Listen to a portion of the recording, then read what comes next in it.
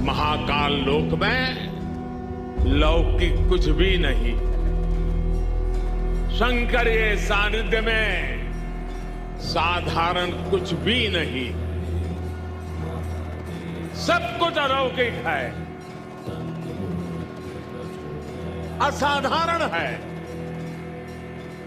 अविस्मरणीय है, अविश्वसनीय है। मनुष्य केवल भौतिकता से सुखी नहीं हो सकता, अध्यात्म भी चाहिए। कुछ ऐसा भी हो जिससे आज की पीढ़ी को और आने वाली पीढ़ी को भारतीय सनातन सत्य, संस्कृति, संस्कार और जीवन मूल्यों का ज्ञान हो। वहीं से नींव पड़ी थी महाकाल लोकगीत।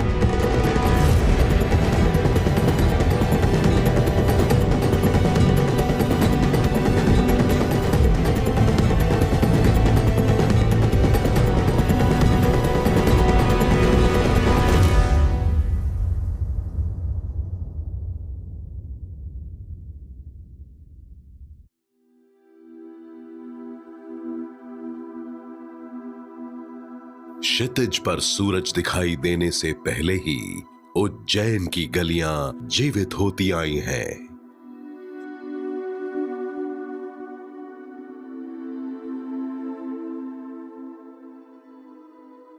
दूर से आती जय ध्वनि, आरती और श्लोकों से ये आसमान आदिकाल से गूंजता आया है।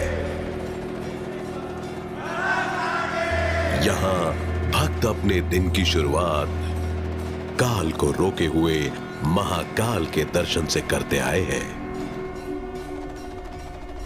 शिप्रा नदी के तट पर बसी इस महाकाल की नगरी उज्जैन में विराजे हैं इकलौते दक्षिणमुखी शंभु। और केवल कुछ ही शहर ऐसे गौरवपूर्ण इतिहास का दावा कर सकते हैं, क्योंकि उज्जैन सनातन के शुरुआती दिनों से लेकर आज तक एक महान स्थान रहा है।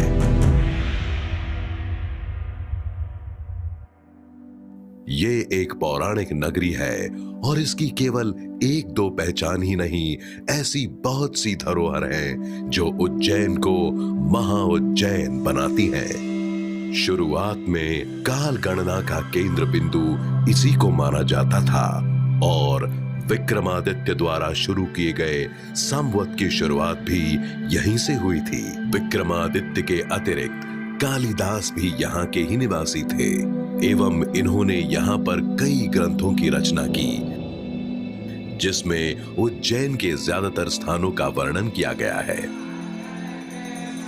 अनादिकाल से यहाँ पर विराजित महाकाल की इस नगरी में अन्य देवी देवताओं के भी धार्मिक स्थल हैं।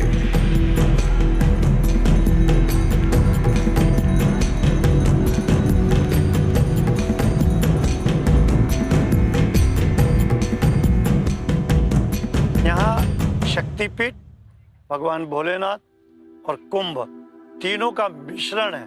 स्कंद पुराण तो अवंतिका के उससे पूरा भरा पड़ा है कि स्कंद पुराण में तो इसकी जो गाथा है वो जब इसको पढ़ ले तो वो स्वर्ग को समझेगा कि मैं स्वर्ग में ही विराजित हूं। ये अवंतिका का इतिहास।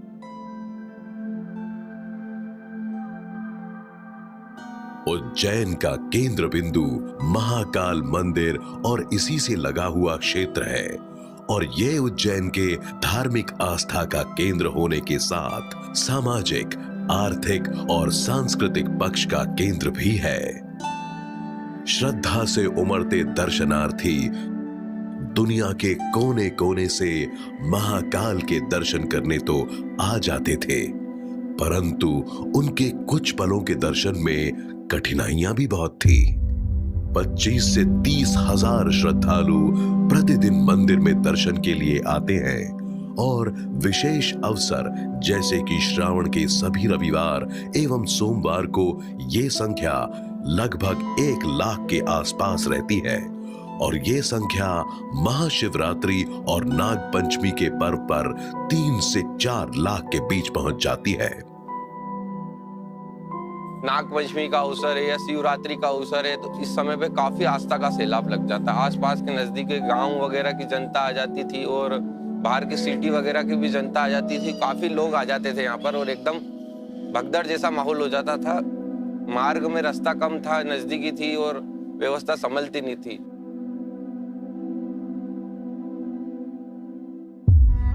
श्रद्धालुओं के उमड़ते इस जन सैलाब को संभालना और सुविधाएं प्रदान करना एक बहुत कठिन कार्य था। यहां तक कि मंदिर के पुजारियों का मंदिर पहुंचना भी एक परिश्रम का कार्य था और इन्हीं सब कारणों से यहां श्रद्धालुओं के आध्यात्मिक अनुभव में कमी रह जाती थी।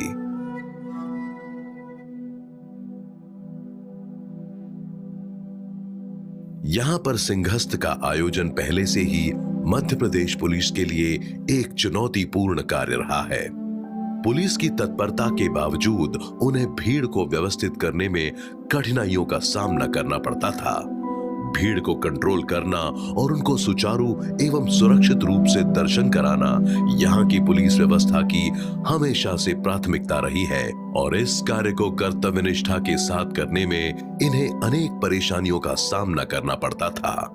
इसके लिए आवश्यक इंफ्रास्ट्रक्चर की कमी हमेशा महसूस होती थी। मंदिर के इर्द गिर्द तंग गलियों की परेशानियों के अलावा महाकाल मंदिर से जुड़े पौराणिक रुद्र सागर की भी दशा बहुत ही बुरी थी। इसमें हमेशा कचरा और जलकुंभ भी भरी रहती थी जो मंदिर की प्रतिष्ठा के प्रतिकूल था। इस बात से अवगत सरकार एवं प्रशासन काफी निराश थे क्योंकि इससे श्रद्धालुओं के अनुभव में कमी रह जाती थी। वे चाहते थे कि जो भी श्रद्धालु आए वे बहुत ही अलौकिक अनुभव के साथ जाएं और सुविधा पूर्वक दर्शन करें और उनका दर्शन इतना अविस्मरणीय हो कि वो पुनः आए और सिर्फ दर्शन ही न करें, यहाँ निश्चिंत होकर समय व्यतीत करें, जिससे उज्जैन वासियों के आय की सभी क्षेत्रों में वृद्धि हो। श्रद्धालु मंदिर समिति एवं प्रशासन की परेशानियों को समाप्त करने के लिए 2017 में श्री महाकाल महालोक के लिए भूमि के चयन की प्रक्रिया शुरू हुई।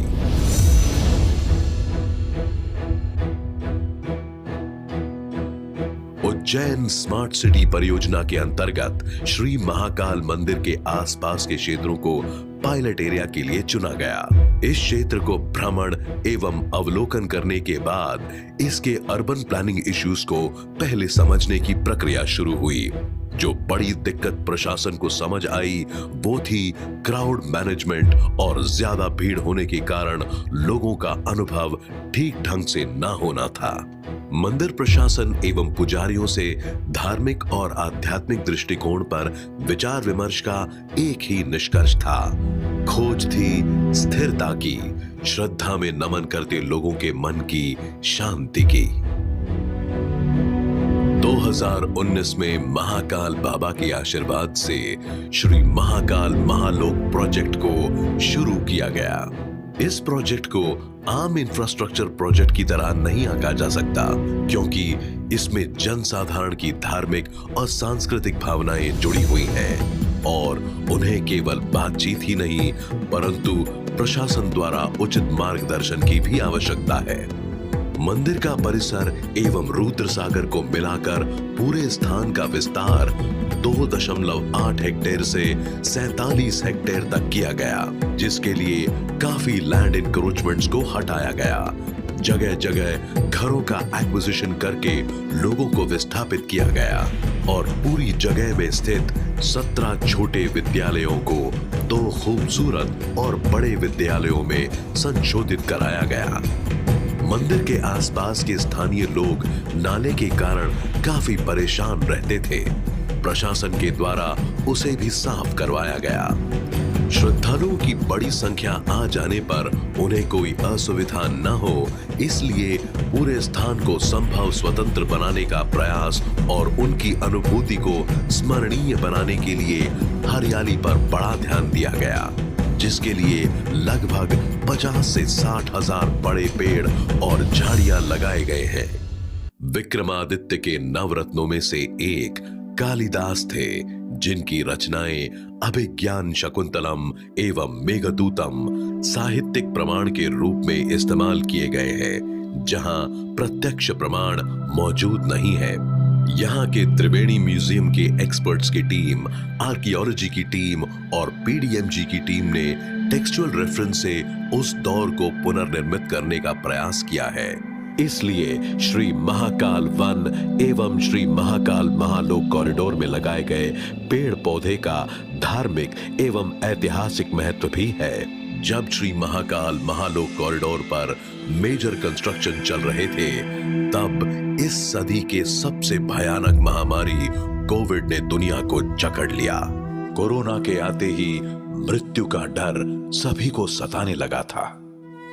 देश में लॉकडाउन लगने के कारण श्री महाकाल महालोक कॉरिडोर में भी सारे कामों को रोक दिया गया। एक अधूरा बना हुआ कॉरिडोर जैसे कि खुले आसमान के नीचे एक पथिक हो।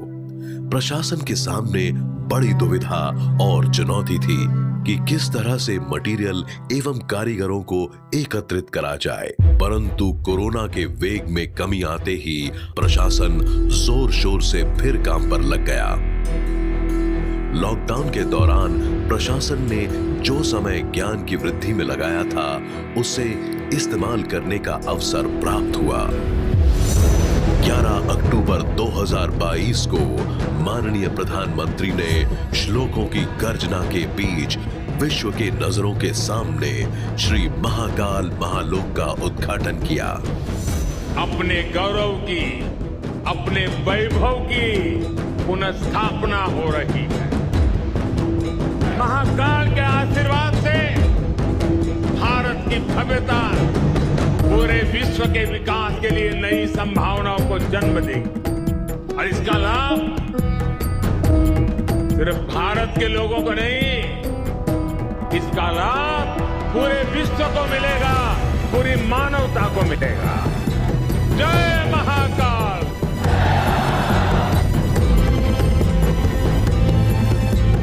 यहाँ पर स्थापित मूर्तियों में शिव से संबंधित सारे प्रसंगों को दिखाने का प्रयत्न किया गया है। इनमें से कुछ प्रसंग शिव पुराण से हैं। त्रिपुरासुर का प्रसंग हो या सप्तऋषि के माध्यम से उन्हें जोड़ने का प्रयास, या फिर देश के अन्य प्रदेशों में माने जाने वाली विभिन्न परंपराएं, इन सबको सम्मिलित करने का प्रयास किया गया है। नंदी द्वार से आरंभ होने वाले महाकाल पथ पर बनी है 54 खूबसूरत चित्र दीवार, जिसमें शिव पुराण से संबंधित व्याख्याएं हैं।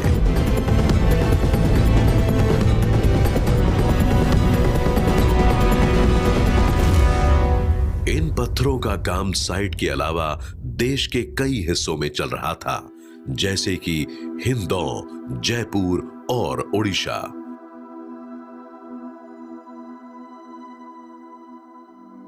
प्रोजेक्ट शुरू करने पर प्रशासन के सामने सबसे बड़ी चुनौती थी अतिक्रमण हटाना और आसपास की झुग्गी झोपड़ियों में रहने वाले लोगों के पुनर्वास की। यह पुनर्वास इतना सरल नहीं था, क्योंकि इसमें एक सांप्रदायिक कोण भी जुड़ा हुआ था। लगभग 800 घर विस्थापित करे जाने थे, जिसके निवासी अलग अलग धर्मों के थे। अनेक तनावपूर्ण समय भी आए, जब प्रशासन को लगा कि शायद स्थिति बिगड़ जाए, लेकिन सभी जन के प्रयासों से इन चुनौतियों पर विजय प्राप्त की गई। शांतिपूर्वक बिना किसी विधि एवं व्यवस्था को तोड़ते हुए इस पूरे विस्थापन की प्रक्रिया को समाप्त किया गया और विस्थापित लोगों को क्षतिपूर्ति के लिए धनराशि दी गई। विस्थापित लोगों को जगह देना आसान था, पर समस्या ये थी कि काफी सालों से यहाँ रहने वाले परिवारों की भावनाएं जुड़ी हुई थी, जिसके कारण वे इतने आसानी से अपना घर छोड़कर जाने के लिए तैयार नहीं थे। परंतु आज जब वे लोग श्री महाकाल महालोक कॉरिडोर में आते हैं तो उन्हें आत्मिक प्रसन्नता होती है कि प्रशासन का पुनर्वासन का निर्णय ठीक था। इस कॉरिडोर के इलेक्ट्रिकल पोर्शन को अच्छे तरीके से करने के लिए यहां की टीम दिन रात काम पर लग गई, क्योंकि उनके सामने इतने भव्य प्रोजेक्ट के लगभग 20 से 22 हजार किलोमीटर के इलेक्ट्रिकल केबल्स को अंडरग्राउंड सेट करने का विशाल लक्ष्य था। इस प्रोजेक्ट को लगभग 445 से 500 किलोवाट का लाइटिंग लोड था, जो कि हर महीने का एक बहुत बड़ा बिजली का खर्च था। परंतु इस चुनौती का हल भी यहाँ की टीम के पास था। यहाँ पर उपयोग होने वाली सारी विद्युत सौर ऊर्जा से आती है, जो कि यहाँ पर बने सरफेस पार्किंग और दोनों शिक्षण संस्थान के ऊपर लगाए गए सोलर पैनल से उत्पादित होती है। इस कारण से महाकाल कॉरिडोर पूर्ण रूप से पर्यावरण के अनुकूल है और यहाँ आवश्यकता से ज्यादा विद्युत उत्पन्न होती है, जिसे विद्युत मंडल को दे सकते हैं। इस परियोजना को हर विधि से पर्यावरण के अनुकूल बनाया गया है। जल प्रदूषण को ध्यान में रखते हुए रुद्र सागर में व्याप्त गंदगी को साफ किया गया, क्योंकि वो मीथेन में परिवर्तित हो रही थी। इस प्रदूषण एवं हानिकारक मीथेन से मुक्ति पाने के लिए प्रशासन द्वारा सीवर लाइंस बिछाकर उससे खत्म कराया गया। इन्हीं कुछ प्रयासों से इस परियोजना के कार्बन फुटप्रिंट को सीमित रखा गया, जिसके कारण रुद्र सागर में जल गर्मी के मौसम में भी रहे। उसके लिए प्रशासन ने इसे शिप्रा नदी के जल से टॉप अप करने की व्यवस्था की है। प्रशासन द्वारा इस परियोजना को अतुलनीय बनाने के लिए हर संभव प्रयत्न किया गया है। यहाँ के पूरे कैंपस को लगभग 600 state of the art technology के हाई एंड रेजोल्यूशन कैमरों से कवर किया गया है।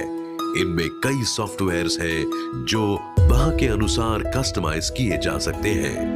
प्रशासन द्वारा यहाँ पर ऐसे 55 कैमरे आइडेंटिफाई किए गए हैं, जिसमें फेस रिकॉग्निशन सिस्टम भी होंगे। सुरक्षा बल के पास ऐसी सूचना हो जो कि सुरक्षा के लिए नुकसानदेह है, तो कैमरों को दी गई जानकारी से ये पता चल जाएगा कि संदिग्ध व्यक्ति किन किन कैमरों के सामने से और कहां-कहां से निकले हैं, और पूरे सिस्टम को अलर्ट कर दिया जाएगा।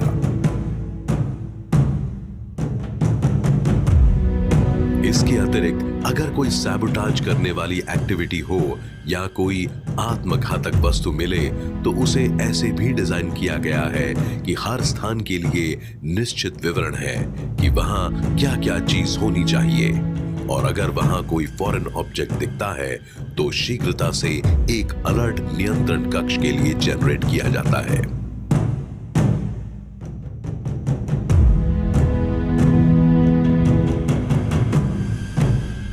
अगर आम उज्जैन वासियों की दृष्टि एवं यहाँ की अर्थव्यवस्था के अनुसार देखें तो श्री महाकाल महालोक प्रोजेक्ट एक प्रभावशाली परियोजना सिद्ध होने वाली है। यहाँ की संपूर्ण अर्थव्यवस्था महाकाल मंदिर से जुड़ी हुई है, और इस पूरे प्रोजेक्ट के कंप्लीशन के बाद आने वाले जो श्रद्धालु हैं, उनकी संख्या 2 से 3 गुना हो जाएगी। इससे चाहे यहाँ की होटल सेक्टर हो, कॉमर्स या ट्रांसपोर्टेशन सेक्टर, सभी के लिए बहुत लाभ होगा।